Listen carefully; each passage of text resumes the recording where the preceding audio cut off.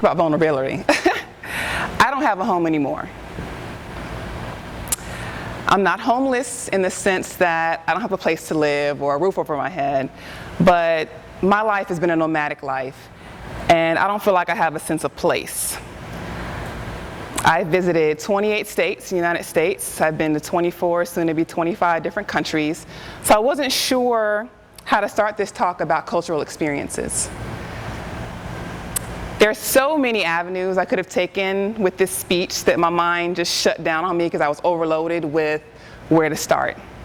So my go-to place is Joshua's Cup. It's my favorite place in Macon to go and sit down. I took my laptop with me and no luck, no inspiration. So went to YouTube and I closed my eyes and took a moment, and then I typed in 4 words: Islamic call to prayer. And I sat there and I listened to the song that I heard 5 times a day for my entire childhood. Because I know I don't look like it or sound like it or act like it. I was born and raised in Saudi Arabia. It truly has shaped my life. And there's a lot of misconceptions when it comes to how did you end up in Saudi Arabia? How did an African American woman end up in Saudi Arabia? My family was not in the military. My parents chose to move there for the fact that Saudi Arabia is an international melting pot, and they felt that that was the best place in the world to raise their 4 daughters. They moved there before they had me, and had me while they were there. And it saddens me when I see how the media describes Saudi Arabia, because it really is absolutely nothing like it's portrayed. But it does have its negative spots. Unlike the United States, discrimination in Saudi Arabia is based on culture and not race. When you come to Saudi Arabia, it takes hours to get through customs, and they search through all your belongings. And they're not looking for drugs, and they're not looking for weapons. They're looking for anything that does not line up with their culture. They go through all your magazines, they listen to all your CDs you bring in, they thumb through all your books, and they confiscate things that do not line up with their culture. And the reason why they do that is because they understand one small fact. And that fact is that culture has power. So what do I mean when I say culture? Culture is more than the obvious. It's not just museums or historic landmarks or Broadway plays. Culture is your way of life. It's your thoughts, it's your ancestral heritage, it's your talents, and your experiences.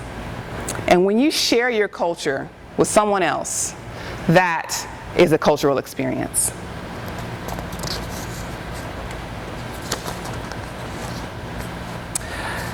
Macon is amazing to me. Macon is the only place in the world that has allowed me to have the most cultural experiences. I could share countless examples with you today, but I'm going to share my most meaningful one. Like many African Americans that have a connection to the South, this image has always brought up feelings of hurt and anger when I would see it.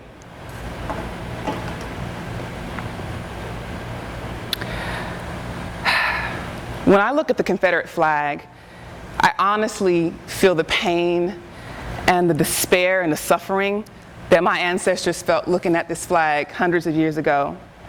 And when I think about the Civil War, I just couldn't understand why so many Southerners and so many Maconites were so proud of it and so passionate about it and about the Confederate flag and about the Civil War. The interesting fact about Macon is that there's an abundance of Civil War history. So being that my life is full of cultural experiences, I issued a challenge to myself. I challenged myself to have a cultural experience with the Confederate flag and with the Civil War. And it was one of the hardest things that I ever did, but it had the most profound effect on me and my thoughts and my life. So I know you're thinking, how do you have a cultural experience with the Confederate flag and the Civil War? I spent time with people that were ridiculously passionate about the Civil War and the Confederate flag. Yes, I sat and had conversations with men that had Confederate flag belt buckles on and the car decals that they stuck on the back windshields. And I sat there and listened. and I listened to them tell their stories and speak passionately about the Civil War and the Confederate flag. But the key to it was I sat there and I truly listened. I set my anger aside, I set my preconceived notions aside, and I listened. I toured every antebellum home in the city and in the region, but I saved the Cannonball House for last. And the reason why I say the Cannonball House for last, if you've never been in the Cannonball House, there's one room on the second floor, and it is a miniature Civil War room. They have uniforms, there's weaponry, there are Confederate flags, and I picked a day when there wasn't anybody there, and I went upstairs by myself, and I stood in that room, and I stood in silence, and I was in that moment and present, and I absorbed all that history that was in that room. And I thought about all the stories of the people that I sat down and talked to and how they spoke passionately about it, about the Civil War.